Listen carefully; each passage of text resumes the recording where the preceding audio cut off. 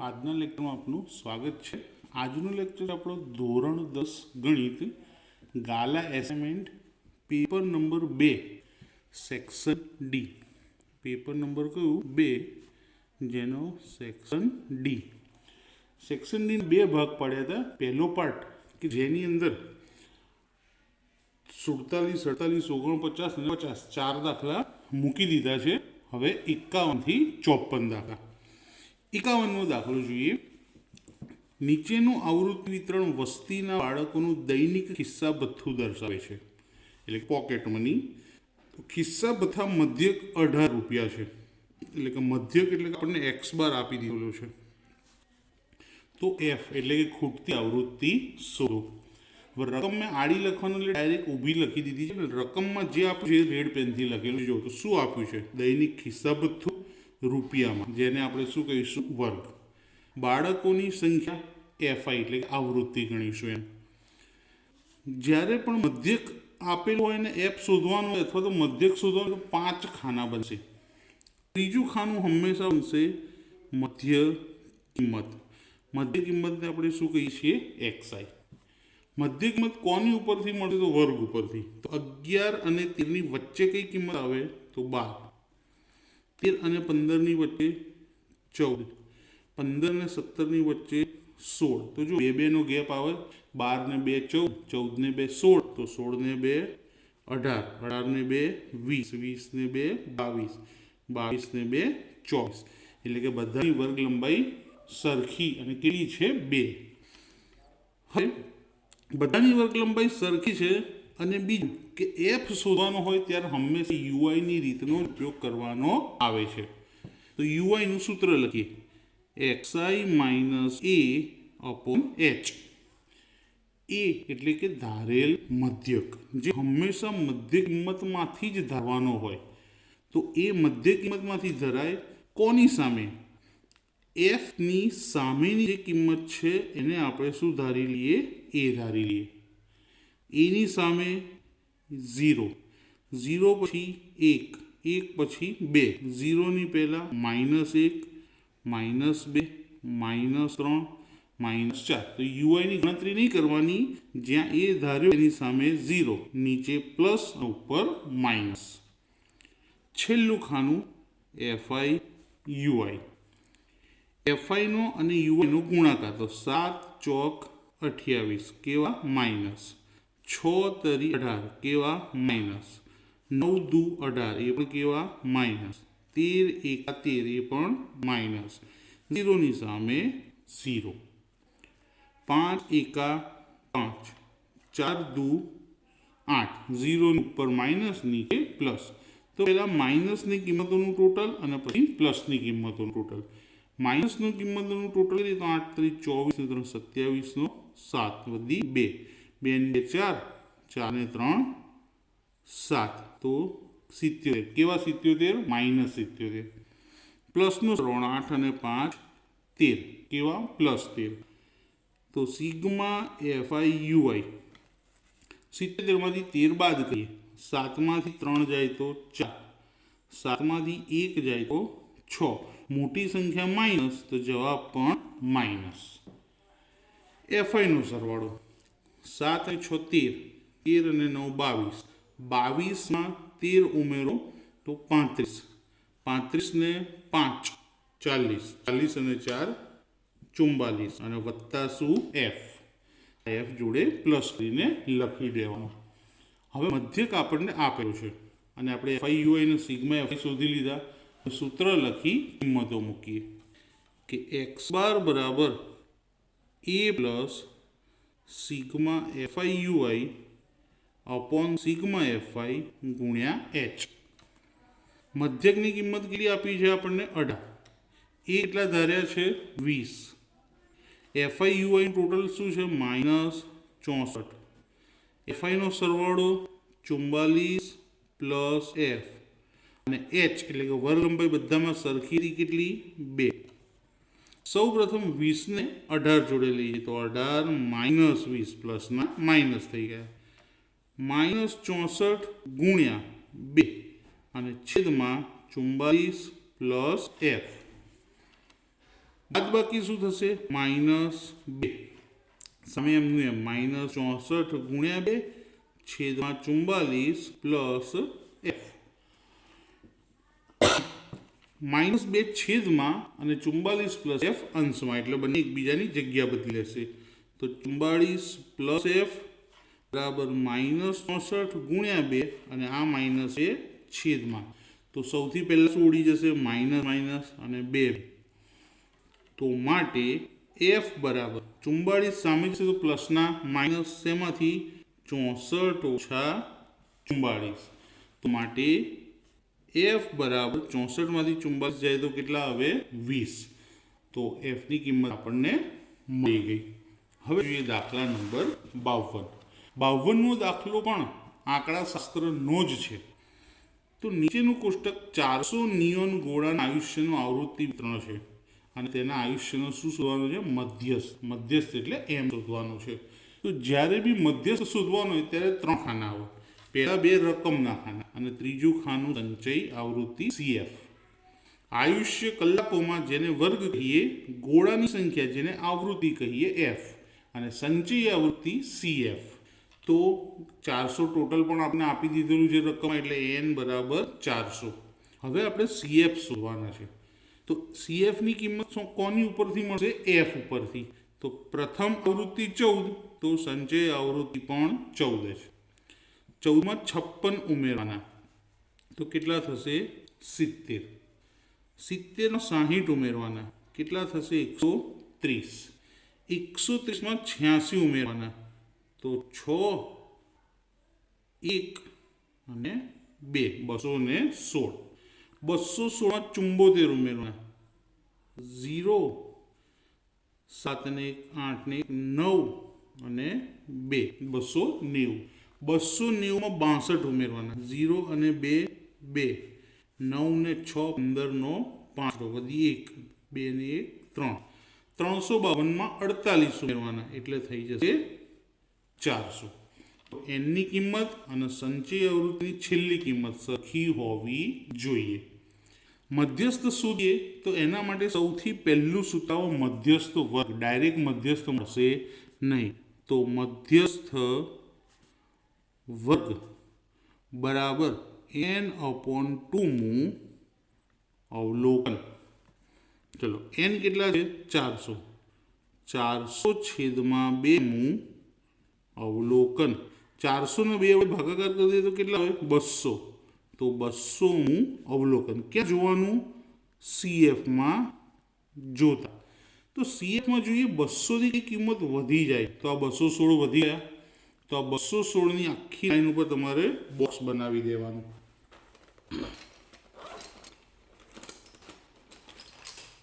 આ રીતે, જેથી કરી અને હાઇલાઇટ થઈ જાય અને આપણને ખબર પડે. તો બોક્સ બની ગયું. વર્ગ કયો મળ્યો બોક્સની અંદર? 3000 થી 3500. તો માટે મધ્યસ્થ વર્ગ બરાબર 3000 થી 3500. હવે બોક્સની અંદર જે આવૃત્તિ હોય એને F અને બોક્સની ઉપર હોય એને CF સંચય આવૃત્તિ કહીશું. હવે મધ્યસ્થ શોધવા માટે સૂત્ર લખીએ કે m બરાબર L plus n/2 minus CF upon F ગુણ્યા H. L ની કિંમત, આ જે વર્ગ મળ્યો એના પરથી L મળી જશે. તો વર્ગની પહેલી કિંમત શું છે? 3000. વર્ગની વર્ગ લંબાઈ કેટલી? તો 3000 થી 3500. તો વર્ગ લંબાઈ 500 થાય. 3500માં 3000 બાદ કરી દઈએ 500 વધે. L ની કિંમત 3000. n/2, તો અહીંયા આપણે n/2 શોધી નાખ્યા. કેટલા આવ્યા હતા? 200. CF, તો અહીંયા CF લખ્યું હતું કેટલા છે? 130. 130 ને F વડે ભાગવાના. F એટલે 86 ગુણ્યા H એટલે 500. 3000 વત્તા 200માં 130 બાદ કરીએ તો 70 ગુણ્યા 500 છેદમાં 86. 3000 વત્તા 7 પંચા 35 અને 000 છેદમાં 86. હવે ભાગાકાર સિવાય આપણી પાસે ઓપ્શન નથી, પણ છેદ ઉડાડી શકાય. તો 86 અડધા કરીએ તો 8 અડધા 4, 6 અડધા 3, 43. એ જ રીતે 35,000 અડધા કરીએ આપણે તો મળશે 17,500. 35,000 અડધા કેટલા થાય? 17,500. તો 3000 વત્તા 17,500 અપોન 43. હવે આ બેનો ભાગાકાર કરવો પડશે. 17,500 ભાગ્યા 43. તો સૌથી પહેલા કેટલા વડે ભાગ ચાલશે? તો સૌથી પહેલો ભાગ ચાલશે 43 ચોકે. 43 ચોકે આપણે ભાગ ચલાવીને ચેક કરી જોઈએ કે કેટલા આવશે. 43 ચોક 3 ચોક 12 નો બગડો વધી 1 ચોકું ચોકું 16 અને 1 17. તો 175 માંથી 172 જાય તો 3. ઉપરથી 1 શૂન્ય નીચે ઉતારીએ કેટલા આવ્યા? 30. હવે 43 કરતાં 30 નાની સંખ્યા છે એટલે ભાગ નહીં ચાલે, તો ભાગ ના ચાલે એની 0. ફરી 1 શૂન્ય નીચે ઉતારી દઈએ. હવે ભાગ ચાલશે આપણો 43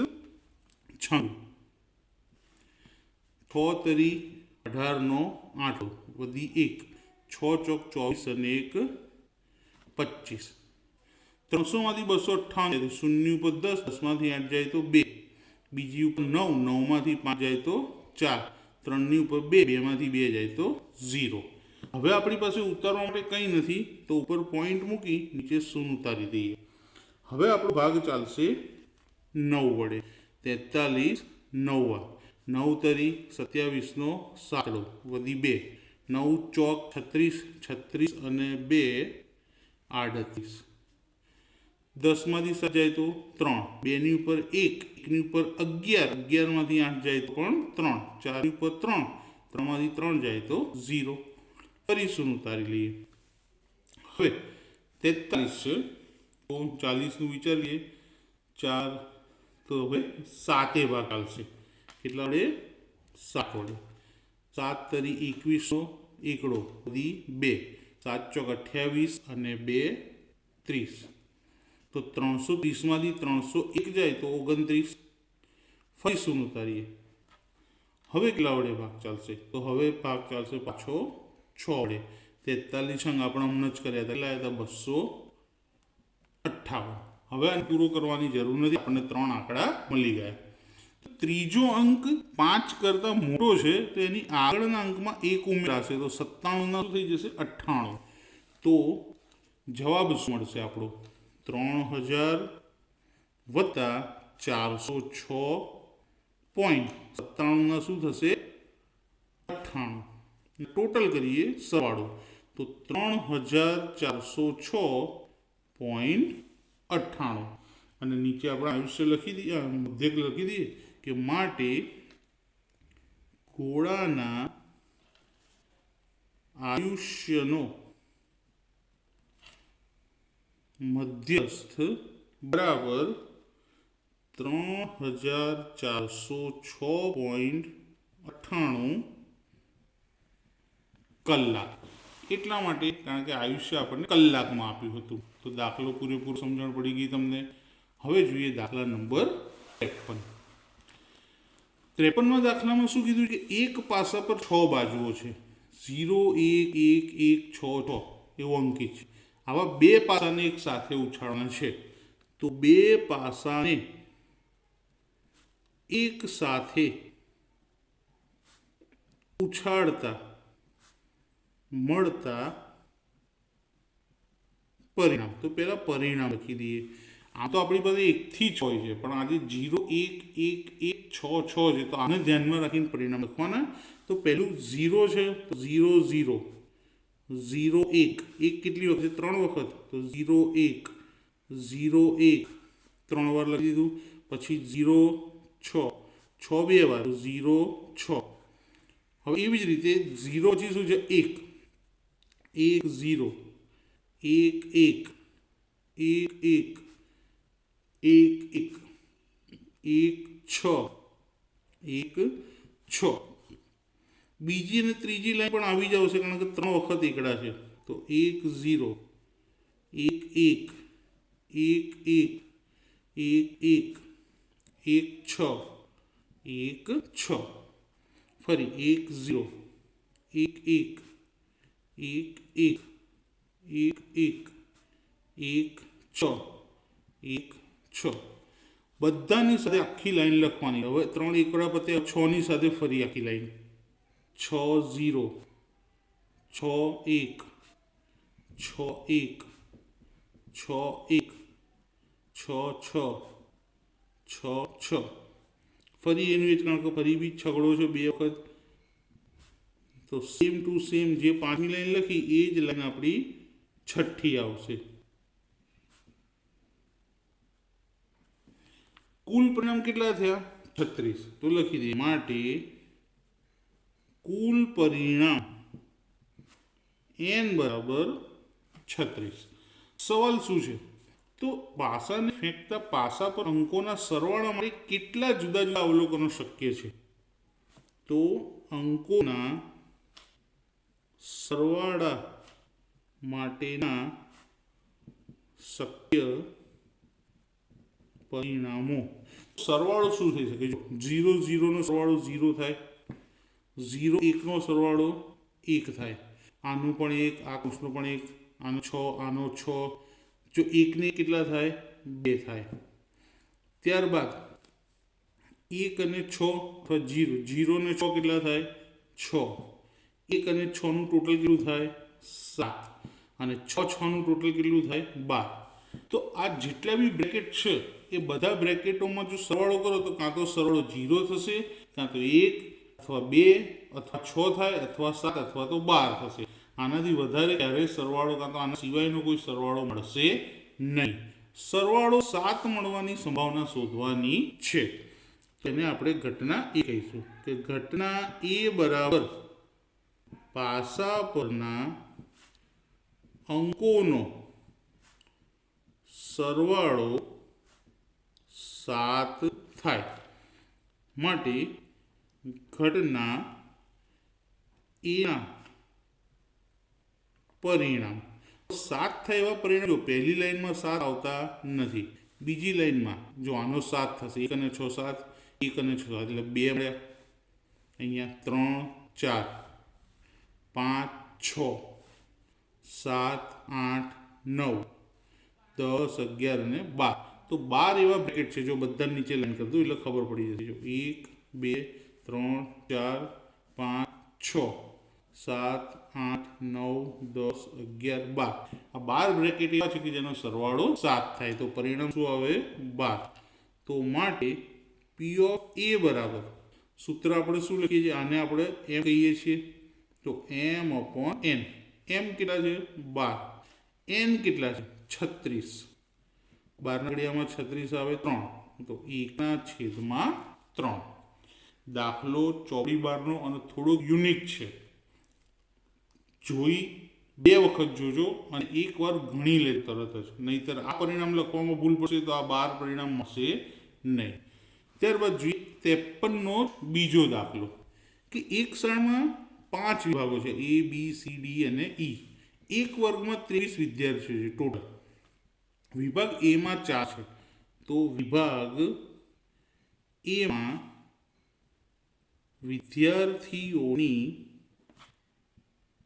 સંખ્યા કેટલી છે 4. એ જ રીતે વિભાગ B માં વિદ્યાર્થીઓની સંખ્યા કેટલી છે 8. વિભાગ C માં વિદ્યાર્થીઓની સંખ્યા તો C માં કેટલા છે 5.